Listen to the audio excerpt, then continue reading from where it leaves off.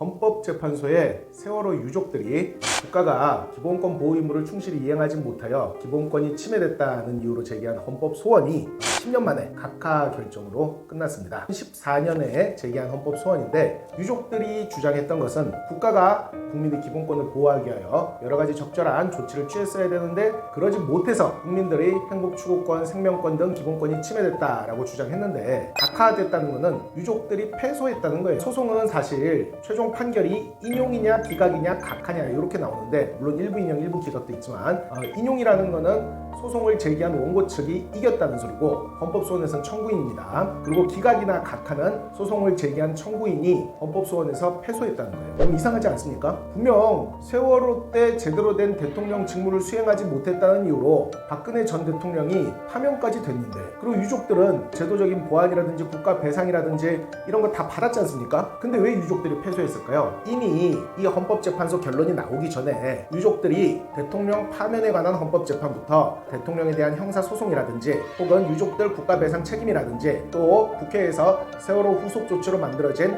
각종 법률이나 각종 행정입법이나 행정작용을 통해 유족들의 기본권이 구제되었기 때문에 또 국가가 잘못했다는 게 이미 드러났기 때문에 굳이 이 헌법재판을 할 필요가 없다는 의미에서 각하 결정이 나온 거지 국가가 잘해서 기본권이 충실히 이행되었다는 의미에서 각하가 나온 게 아닙니다. 그런데 인용 의견도 4명의 재판관이 냈어요. 이 4명의 재판관은 다수 의견과 달리 왜 인용 의견을 냈을까요? 다수 의견이 얘기한 것은 개개의 유족들 혹은 개별 대통령에 대한 책임과 유족들이 배상 책임에 관해서 판단한 것이지 국가가 국민을 상대로 무엇을 어떻게 했냐에 대한 전반적인 판단이 아니기 때문에 이 헌법 소원도 판단할 가치가 있고 그렇게 보자면 2014년 세월호 침몰 당시 국가가 제대로 된 공권력 행사를 하지 못해서 국민들이 기본권이 침해된 게 맞다라는 의미 인용 의견을 냈어요. 사실 알맹이를 보자면은 각하 의견을 낸 다수 의견이나 인용 의견을 낸 소수 의견, 4인의 의견이나 대체로 유사해요. 당시 국가는